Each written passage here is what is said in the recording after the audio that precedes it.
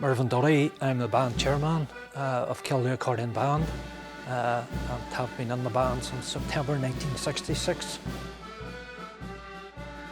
This would have been my 54th parade this year on the 12th of July. My first one was on the July celebrations in 1967, and as I say, this would be the first one for me to miss, and I'm really disappointed that it has come to this. Our band has been in touch with one another through Facebook messaging, and we have also recently had a social distancing video completed, and members thoroughly enjoyed that, and there's great camaraderie amongst the members, and if anything, it's getting stronger. I'm Tracy Mahaffey and I'm secretary of Killaloo Band. I joined the band when I was 11. During the restrictions really, on the good days we spent it in the garden. I had to go on a few days to work, just 3 hours a day, but that wasn't very much. So most days it was in the garden. In the last few months, yes, we have missed the band. Me and my mum are out together along with my wee niece as well, so we have been practising away in the house as well. Hi, I'm Joe Hyder. I'm Deputy Master of Killaloo Orange Lodge. Been a member here for the last 40 years. I've missed the band terribly in the past few months, and in particular my lodge fellows. Brothers, you know, we're a very close bunch and it means a lot to me, and I look forward to our monthly meetings. Certainly love the band and we all have our favourite tunes, but I've missed the fellowship of the lodge and certainly the fellowship of, you know, sharing it with the band members. I have missed the band, yes, very much. We have missed getting together here on a Monday night, and we've missed the camaraderie, but we hope that come September at least that there'll be some form of church parade or something that we will be able to participate in. It certainly has. The virtual banding has been very successful, and we also have a private Facebook page which has been extremely busy, and we've been sharing photographs and other information regarding the band, former members, and it's been really very busy with old photographs and that. I think it's a very difficult decision for the Orange Order to take at this point in time because of the nature of this pandemic and the timing and unknown length of time that it's going to take to either pass over or at least be put under control. So it has been a very difficult decision, I'm sure, for them to take due to the huge membership that the institution has, and also the many other bands associated with it, families and general supporters. It runs into hundreds of thousands, so therefore I think they had to take the decision early in order to give clarity to the public at large. Personally, I'm concerned about it. I think it could be used as a precedent to cancel other parades going forward. Don't want to sound negative about it, but I think it's up to the lodge and the organisation as a movement to ensure that we put forward positive messages, that we are a fellowship, that we are very close as an organisation, and that we should be maybe able to use it as an opportunity for recruitment and publicising the Orange Order as we go forward. It probably performed reasonably well, despite the First Minister being saddled with a mixture of other parties that are continually trailing her down. So on the whole, I think Mrs Foster has done a good job with all the problems associated with that form of government. Yeah, our culture has always been about celebration. We celebrate the 330th anniversary of the Battle of the Boyne, It's a strong culture, a strong Orange culture, and it will go forward as usual. On the 12th this year we will be having a garden party. The whole of New Buildings is also going to be having garden parties as well. There'll be lots of gardens decorated. Well, on the 12th of July, certainly as a family we'll be looking to have a barbecue. We've got a new addition to the family, and we'd certainly want to celebrate this year. We'll be mindful of the actual occasion itself and be thinking back to the original reason why we celebrate the 12th of July parade. But yeah, we'll certainly be marking the occasion in some fashion. I've celebrated the 12th of July since I was no age. It's something we do every year and that I'll be passing on down to my own children as well. It's just one of those things that we done as a child. So it's great being able to take part being a female. There is also a lot of other female band leaders, drummers and drum majors. So it is good to be out there. The relationship is excellent. Both cooperate. If we're having any form of social event, one supports the other. And unfortunately, there's quite a number of bands who don't have that type of relationship, or maybe stand alone. But we are very, very fortunate that we have the Orange Lodge here with us, supporting us and us supporting them. And we have a great number of supporters by virtue of the way we are formed and the way we operate. I think we should all be concerned, about the impact of the shutdown on business, on our economy, and I think it's going to take us a long time to get out of it. And certainly in terms of family, it would be great to get back together again. We all need to be very conscious of the risks of a resurgence of this illness. It's a pandemic, really is bad, but I think it's going to affect us all a lot more than we even really think. But I think with God's grace and support, we'll come through it as an organisation, the band and the Orange Lodge, and I'm certainly looking forward to playing my part in the great adventure that we're all going to have after this is over. Yeah, Londonderry. I love my city. I'm so proud of it, and I lose no opportunity whatsoever to demonstrate my faith and ability to march in my own city.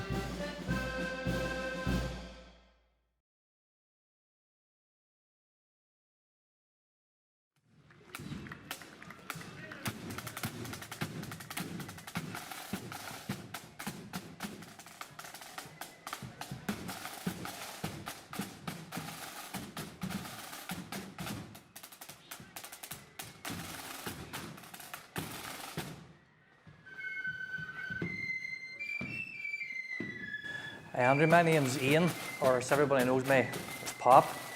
I've been in Burntollet since 1981 was my first parade. And I currently flute. I've also drummed with the band, and some would call me a jack of all trades and a master of none. With Burntollet being formed in Claudy, there's not too many people from Claudy per se left on the band now these days. We've had accusations from the local community out there as why does the band have a parade in Claudy when half the band's not from Claudy? Well, my answer to that is why does Manchester United still play at Old Trafford when half the teams, hardly any of the teams from Manchester now? So Claudy's our focal point, is where we're from. The village itself is a mainly nationalist village, but the surrounding areas are predominantly Protestant, and they come to socialise in Claudy village. Hence that's why we have our parades in the Claudy village. And for me, the band means, say, being a Claudy person as well, it means a hell of a lot to me, personally, and to my family as well. Hello, I'm Ian, commonly known to everybody in this city and further afield as Molly. I was one of the original members of the band back in 1978, September 1978, I think was the first meeting. It was actually held in a car, so it was, and it was based in the Claudy area, Claudy village and the surrounding areas, Killaloo, Coventry and Killaloo, Iron. And we got up and running in 1979 and they're going very well ever since. Bands were a big thing in it in the 70s, the late 70s, early 80s. And everywhere you went, there were people starting bands. And again, there was a few started here in the city itself. So a group of us got together. We were young men, and there was actually young ladies in the band as well at the time. And we just followed the drift and started our own band in the Clodagh area. There was 4 bands in the area, sorry. There was 3 pipe bands and an accordion band, but there was no flute band, so we just went ahead and started our own flute band. At that time, young men, you wanted to sort of, with the ongoing troubles and the situation in the country, you sort of wanted to make your stand, and I think bands had a way of doing that. And I think bands had a way of relieving maybe some of the tension and something like that there. Hi, I'm Ryan Simpson. I'm the current bandmaster of the Burntollet Sons of Ulster Flute band. I've been in the band for 15 years now. Anybody that knows me, but the band's my life.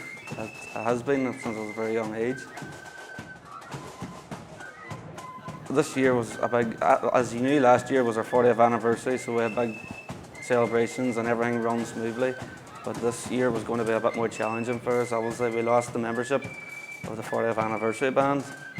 Unfortunately, we weren't able to recruit many from that, so trying to bring the youth into the band has become very challenging. We had planned to do a recruitment day in the Killaloo Orange Hall, where we could bring in our own instruments and the local members of the young lodge, and it don't even have to be in the lodge, just young boys from the surrounding areas who would be interested in playing an instrument and could maybe persuade them into joining the band. Also, we have a uniform now, 5-6 years, and it's getting to the stage now where it's needing replaced again. So this was going to be a big year for fundraising. Unfortunately now fundraising has went out the window altogether, but hopefully maybe in the coming months when restrictions ease a bit, we may be able to get some sort of fundraising back on the carriage again. Well, as I say, the band is looking to maybe do something ourselves, if it can be feasible, to stay within the law and the current restrictions. If it's not feasible, then we've alternative plans. I'm looking at things to do with a family get together and a barbecue. There's a few people on our street, like there's a fella up our street that's in orange and blue, and there's a fella on the William King. So we're maybe, if we can't get something as a group, we would maybe do a street party for one street, so. I would certainly hope not. The Orange Order took leadership along with the rest of the loyal orders and the bands themselves. They showed leadership and they cancelled all their parades. And next year, with it being the centenary of the country, I would actually hope to be bigger and better, 21. All the loyal orders and the centenary of the country, Northern Ireland. I think the culture's doing well at the minute. Education's the key.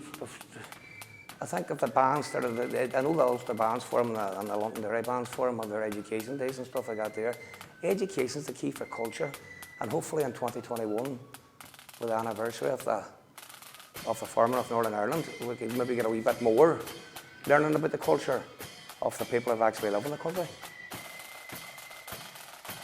Well, I think so. I definitely do. If you look at some of the things that's going on at the moment, with the terrible killing of George Floyd in America, which I don't think anybody could condone, but the aftermath of what's happened with that, with the hangers-on that are being associated with some of the protests now, and I think from our side of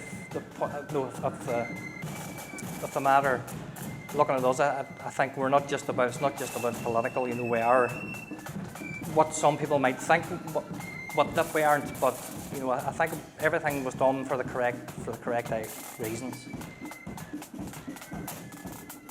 Stormonts executive, for me, there's only one person that I could say has come out of this with shining colours, and that's the Health Secretary, Robin Swan. The rest of them, for me personally, are just political point scoring all the time, and I think, years ago, the Shinners ran away from from the health, whenever Michelle O'Neill herself was health secretary, you know, like whenever this come up again, they didn't want the health brief because they know how hard it is. And fair play to Robin Swan, he's the one that comes out of this with any dignity and flying colours for me. I think the band in the lodge over the last few years has got very strong. We've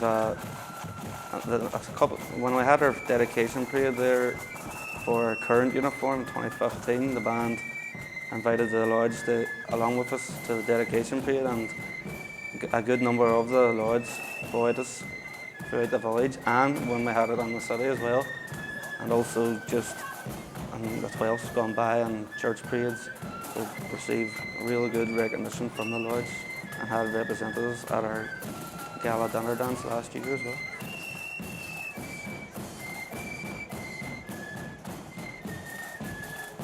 My favourite destination for the 12th of July in any parade would be the city here, you know, simply because of the history and the tradition we have here in the city.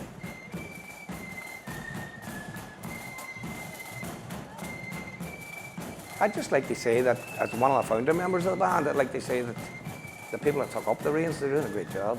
The band's going well, discipline, shooting-wise, pushing themselves on, they're doing really, really well, and I'd like to wish them all the best.